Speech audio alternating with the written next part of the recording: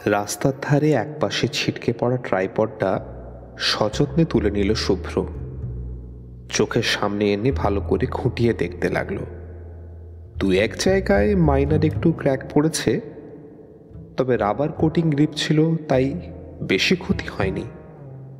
এখনো দিব্যি ব্যবহার করা যায়। কি সৌভাগ্য যে ডিএসএলআর ক্যামেরাটা এখনো ট্রাইপডে ফিট করা হয়নি, নইলে এতক্ষণে ওটারও নিশ্চিত গঙ্গাযাত্রা লেখা ছিল। কয়েক পা হাঁটাহাঁটি করতেই বাঁ পায়ের গোড়ালির কাছে একটা চিনচিনি বেদনা অনুভব করল। অবশ্য সদ্য সদ্য যে ফাঁড়াটা কাটিয়ে এসেছে তার তুলনায় এটা সামান্যই বলা চলে। দুহাতের কনুইতেও অল্প বিস্তর ছড়ে গিয়ে জ্বালা জ্বালা করছে। ব্যাকপ্যাক থেকে ছোট জলের বোতলটা বের করে সাবধানে জায়গাগুলো ধুয়ে নিল শুভ্র। কি আশ্চর্য নির্জন পাড়া রে বাবা! একটা অ্যাক্সিডেন্ট হয়ে গেল এইমাত্র, অথচ কাউকে ছুটে আসতে দেখা গেল না।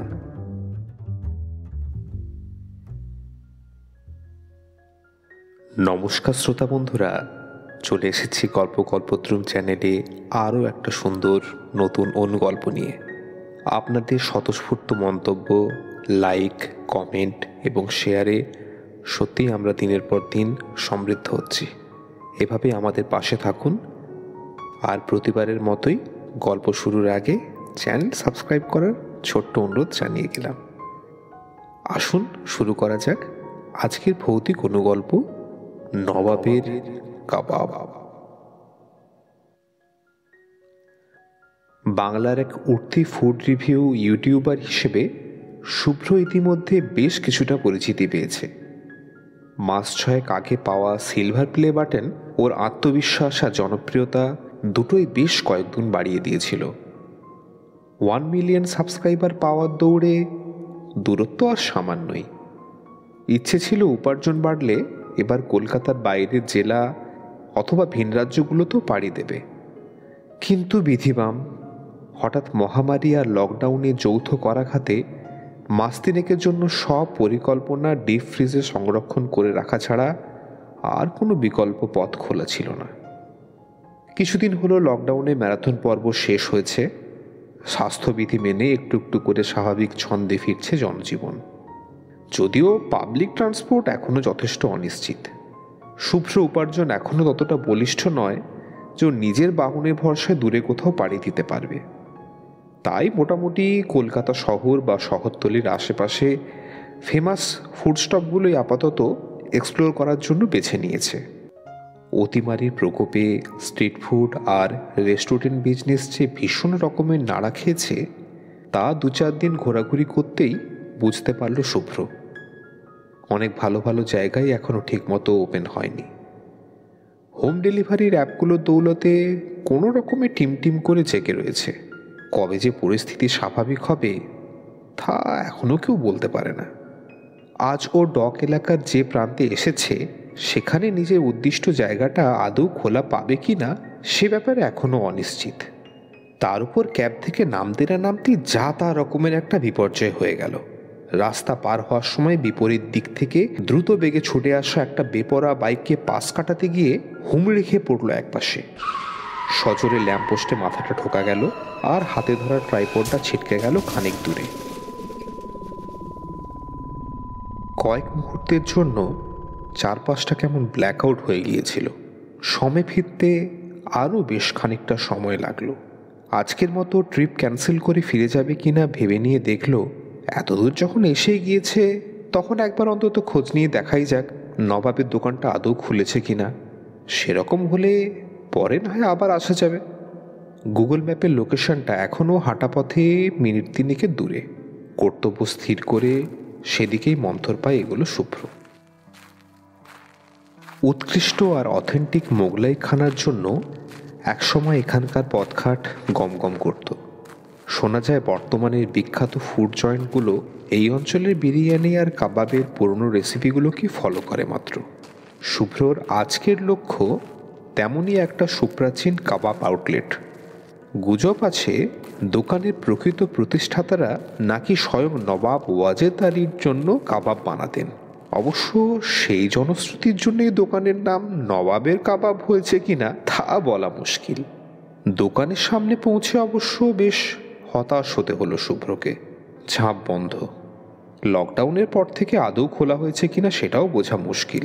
পথ চলতি দু একজনকে জিজ্ঞাসা করেও যখন বিশেষ কিছু লাভ হলো না, তখন ফেরার পথ ধরাটাই শ্রেয় মনে হলো। মিনিট খানেক এদিক ওদিক পায়চারি করে বন্ধ দোকান আর তার আশেপাশের কয়েক মিনিটের ভিডিও ফুটেজ নিয়ে রাখলো শুভ্র। ক্যামেরাটা অফ করে ব্যাগে রাখতেই যাচ্ছিল, এমন সময় পেছন থেকে কারোর ডাক শুনে ফিরে তাকালো। किसी को ढूंढ रहे हैं क्या साहब?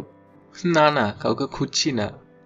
আসলে এই দোকানটাতেই এসেছিলাম, কিন্তু এখন তো ये दुकान तो बहुत दिन से ही बंद पड़ा है। হ্যাঁ, সেটাই তো দেখছি। আচ্ছা, এই দোকানের ওনার মানে মালিক বা কর্মচারীদের কেউ কি আশেপাশে থাকেন? যদি একটু কথাও বলা যেত। শুভ্রর কথা শুনে অশীতিপর মানুষটা একটু বিষণ্ণ হাসলেন। রুগ্ন শীর্ণ চেহারা, গালজোড়া অযত্ন লালিত রুক্ষ সাদা দাড়ি, পরনে মলিন পাঞ্জাবি আর সবুজ লুঙ্গি। दुकान मेरा ही है साहब, आपको किससे मिलना है? বাবা, এ তো মেঘনা চাইতেই জল। মুহূর্তে ব্যাকআপ প্ল্যান কষে ফেলল শুভ্র। কাবাব টেস্ট করতে পারুক না পারুক, দোকানের মালিকের যদি অন্তত একটা এক্সক্লুসিভ ইন্টারভিউ নিতে পারা যায়, তাহলেও আজকের ট্রিপটা পুরোপুরি মাঠে মারা যাবে না। প্রাথমিক পরিচয় পর্ব মেটার পর ভদ্রলোক শুভ্রকে আমন্ত্রণ জানিয়ে বললেন, पीछे इस गरीब का मकान है। आप इतनी दूर से यहाँ पर आए, थोड़ा हमें भी मेहमान नवाजी का मौका दीजिए। আলাপচারিতার বাকি পর্ব দোকানের পিছনে মালিকের পুরনো বাড়ির জরাজীর্ণ দাওয়ায় বসে হলো। বৃদ্ধ বাবর আলী শাহ এখন একাই থাকেন। বছর পাঁচেক আগেই বিবিজানের ইন্তেকাল হয়ে গিয়েছে। ছেলেমেয়েরা সব দূরে দূরে থাকে, কেউ কেউ খোঁজ নেয়, আবার অনেকেই নেয় না। দোকানের জনপ্রিয়তাও আর আগের মতো নেই। পুরনো কর্মচারীরা অনেকেই এখান থেকে কাজ শিখে পরবর্তীকালে নিজেদের দোকান রেস্টুরেন্ট বানিয়ে চলে গিয়েছে। সামান্য কিছু স্টাফ নিয়ে যাও বা কোনো মতে চলছিল দোকান। লকডাউনের পর থেকে সেই টিমটিমে চিরাগও বোধ হয় চিরতরে নিভে গিয়েছে। কথাগুলো বলতে বলতে বৃদ্ধ বাবর আলীর শীর্ণ গাল বেয়ে ক্ষীণ অশ্রুর ধারা নেমে এলো। শুভ্রর মনও সিক্ত হয়ে উঠল। ওর ফুড রিভিউয়ের কেরিয়ারে এখনো অবধি এমন কোনো ঘটনার সম্মুখীন হতে হয়নি। সাক্ষাৎকার শেষ করে ক্যামেরা আর মাইক্রোফোন গুছিয়ে বিদায় নেওয়ার জন্য প্রস্তুত হচ্ছিল। বাবর আলী ওকে বসিয়ে মিনিট 15 হলো ভেতরের ঘরে অদৃশ্য হয়েছে। একবার হাঁক দিয়ে ওনাকে ডাকবে কিনা ভাবতে ভাবতেই ম্যাজিকের মতো সামনে ধুমায়মান এক প্লেট কাবাব নিয়ে ভদ্রলোক হাজির।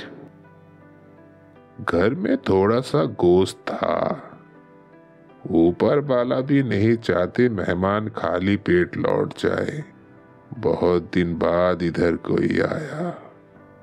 বৃদ্ধের মুখে তৃপ্তি আর কণ্ঠের আকুতিতে কোথাও যেন আপনজনের ভালোবাসা মেশানো ছিল। তাই আর বারণ করতে পারল না শুভ্র। শাহী কাবাবের সুগন্ধে চারপাশ তখন ম ম করছে।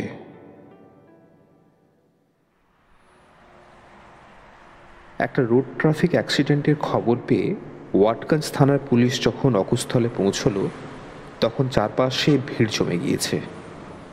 Massive head injury, spot death. ঘটনাস্থলের মৃত ছেলেটির নিথর দেহের পাশের ব্যাগ থেকে পরিচয়পত্র মিলেছে, শুভ্র চক্রবর্তী। ওনার আত্মীয় পরিজনের সঙ্গে যোগাযোগের চেষ্টা চলছে।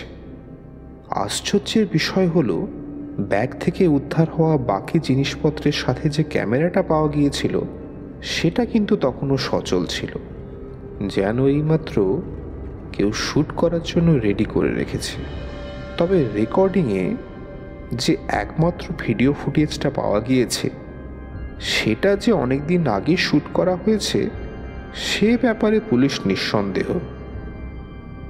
কারণ 5 মাস আগে দোকানের একমাত্র মালিকের মৃত্যুর পর থেকেই নবাবের কাবাব স্টল চিরতরে বন্ধ হয়ে গিয়েছিল।